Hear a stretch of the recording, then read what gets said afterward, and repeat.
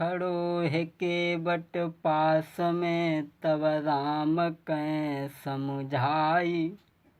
कहाँ ध्यान तेरो गओ, दीजो मोई बताई। भगवान श्री राम कहने लगे, भैया केवट, माता पिता की आज्ञा को मान करके हमें वन को जाना है, वनवास को जाना है, इसलिए तुम मुझे पार कर दो।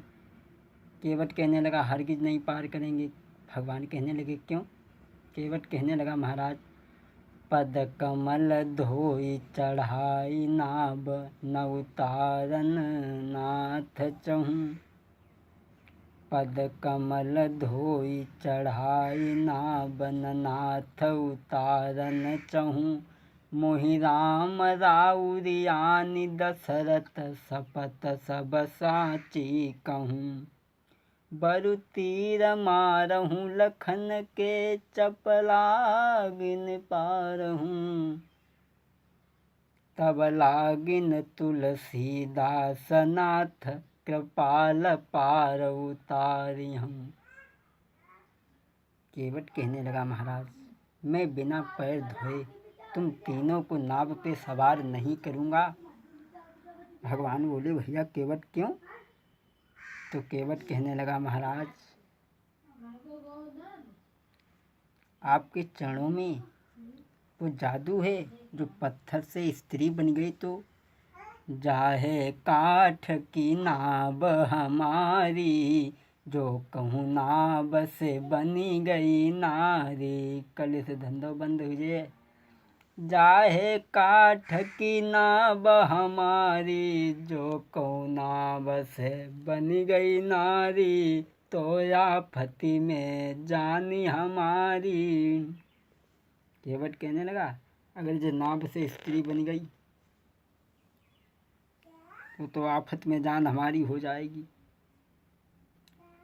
एक को तो नाथ पेट नहीं भर पाते हैं, जो महंगाई को टाइम, और दूसरी को कहाँ।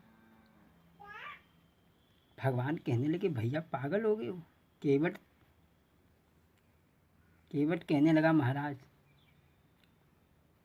पाहन से न काठ कठिनाई। केवट कहने लगा, महाराज, पत्थर से कठिन, पत्थर से काठ मजबूत नहीं होता है, कमज़ोर होता है। अगर स्त्री बन गई तो इस बात की मुझे शंका है। तो केवट कहने लगा, महाराज, छुअत शिला भई नारी सुहाई।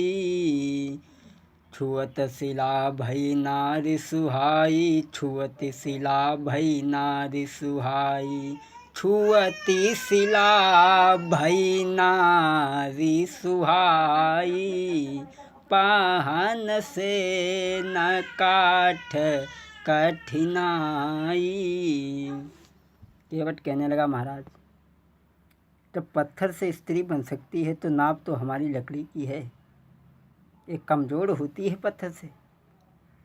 भगवान कहने लगे, भैया केवट, नाव से औरतें नाय बनती।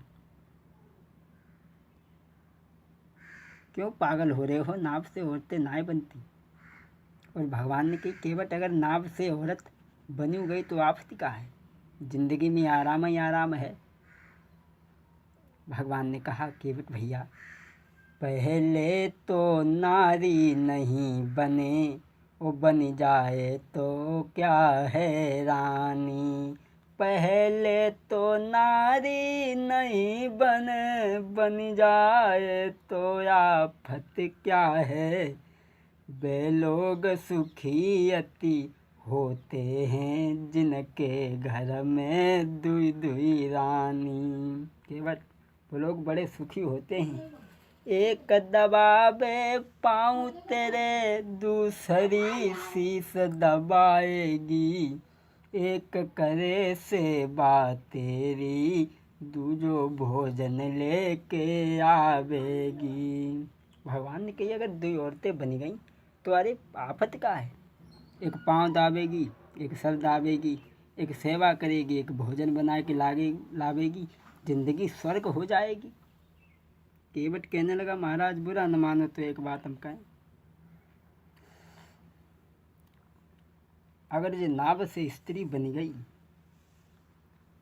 जो नाव से नारी बन भी गई, तो जिंदगी स्वर्ग दिखाएगी, एक चल के पैर दबाएगी, दूसरी गला को दबाएगी। 10 दिन रोटी ना मिले प्रभु, जिंदगी जा स्वर्ग दिखाएगी, दिन रात कलह घर में होगी, नाचे न प्रभु मिले कभी। केवट कहने लगा, महाराज एक पाँव तो दबाइए, लेकिन दूसरी पाँव ना दबाइए, दूसरी गला दबाइए। दुई औरतन वाली सुखी ना रहत। भगवान ने कही, भैया केवट, दुई औरतन वाले कौन से दुखी हुई गए जो तुम्हें दुखी हुई जाइयो। केवट ने कही, महाराज एक उनाय हम तुम्हें 10-20 ऐसे बता दें, दुई औरतन वाले कौन से सुखी रहे। भगवान बोले, 10-20 ना तुम हमें दुई बताबो। तो केवट कहने लगा कि उत्तान पात के दुई थी नारी सुरचि, उत्तान पाद के दुई थी नारी, सुरचि सुनीति वेद बखानी, सुरचि सुनीति वेद बखानी। एक ने राजा बहुत सताए, एक ने ध्रुव बनवास पठाए, एक ने ध्रुव बन। आपने उत्तान पाद का नाम तो सुना होगा, एक ने ध्रुव को बनवास भेज दिया। तो भगवान कहने लगे, भैया केवट जतु बात तुम्हारी हमें सत्य मालूम पड़ रही, और कुछ। केवट कहने लगा, महाराज क्षमा करें, और कुछ कहने में अगर बुरो न मानो तो हमें एक बात कह दें। बोले काओ। तो केवट बोलो, कहत नाथ मोई डर लगे भारी, और तुम्हारे नाथ तीनी महतारी, तुम्हारे नाथ तीनी महतारी, जो दशरथ नाई ब्याहु रचौते, और प्रणतनी तुम्हें बन को न पठौते, काहे को बनवास पठौते। केवट कहने का, महाराज तुम्हारे घर में अगर सोतिया डाउन हो तो तुम राज्य को छोड़ करके वन को नहीं आते। सुनी के बट के बचन को लखन गए खिसियाई, राम तब कहने लगे सुन के बट मेरी बात। भगवान कहने लगे, केवट अब हम समझ गए, तुम बिना पैर धोए हमें गंगा के पार नहीं जाने दोगे। तो भगवान ने केवट से कहा, तुम ऐसा करो, जल लेकर के आओ, हमारे पैरों को धो, विलंब न करो, बहुत देर हो रही है। केवट चलो। और भगवान कहने लगे, केवट रामचंद्र बोले मुस्काई, सोई करऊ जेहि तेरे मन भाई।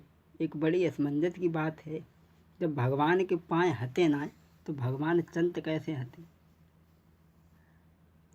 आइए हम आपको समझाते हैं। भगवान के पैर थे लेकिन भगवान के नहीं थे। जब भगवान श्री राम की शादी नहीं हुई थी तो दोनों पैरों की सेवा लक्ष्मण जी किया करते थे। शादी हो गई, सीता आई तो एक पैर की सेवा सीता ने ले ली। लक्ष्मण ने कहा, बस भाभी यही तो हमसे हो नहीं पाएगा, हम तुम्हें सब कुछ दे सकते हैं लेकिन भैया के चरणों की सेवा नहीं दे सकते। दोनों में झगड़ा हुआ। फैसला वशिष्ठ के पास में पहुंच गया। वशिष्ठ ने फैसला किया, एक पैर की सेवा सीता करेंगी, एक की लक्ष्मण करेंगे। भगवान के पैर थे लेकिन भगवान के पैर नहीं थे, और भगवान कैसे कह दें कि तुम हमारे पाँव धो ले हुआ। सुन के बट के बैन प्रेम लपेटे अटपटे, बिहसे करुणायन चित जानकी लखन तन। केवट से भगवान ने कही कि ऐसा करो, पानी भर लाओ, चढ़ दो। केवट चलो और कठोरता में पानी भर लाओ। कठौती में पानी काहे ना लाओ, कठौती में पानी जहाँ से ना लाओ कि अगर बिटरिया बन गई तो ब्याह और करने को पड़े।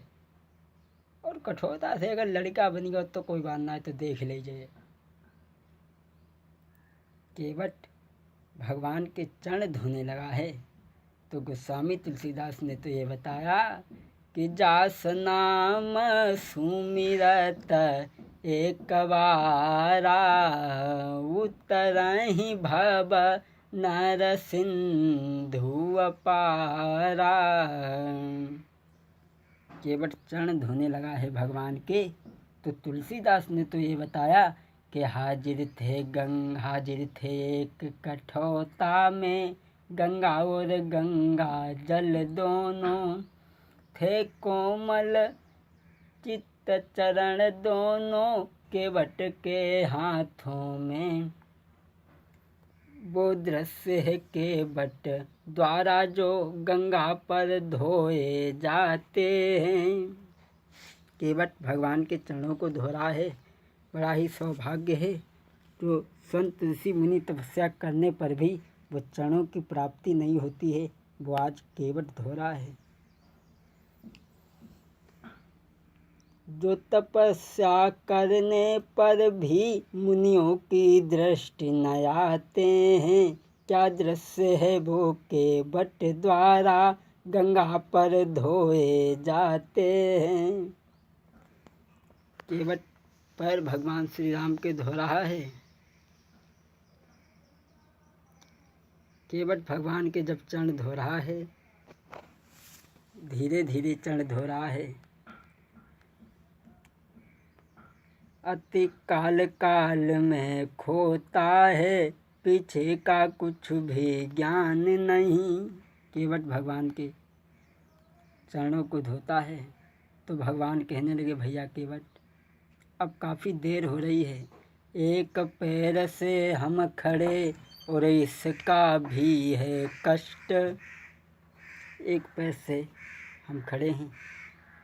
तो केवट ने भगवान के चरणों को धोया है, चरणामृत लिया है, सभी परिवारजनों को बुला करके भगवान के चरण धोए केवट ने और नाव पे सवार किया है।